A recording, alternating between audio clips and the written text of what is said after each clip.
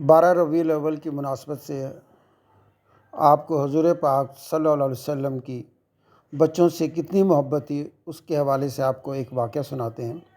ایک دن حضور پاک حضرت محمد صلی اللہ علیہ وسلم نماز پڑھا رہے تھے کہ ایک بچے کے رونے کی آواز آپ کو سنائی دی۔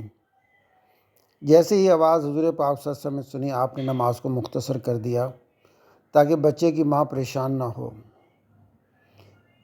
کتنی محبت تھی حضور پاک صلی اللہ علیہ وسلم کو بچے سے، اور دوسری طرف ان کو اس بچے کی ماں کی پریشانی سے بھی کتنی تکلیف ہوئی۔ تو اس سے ہمیں یہ سبق ملتا ہے کہ ہمیں دوسروں کی کوئی بھی تکلیف اور پریشانی ہو اس کو ہمیں آگے بڑھ کر حل کرنا چاہیے۔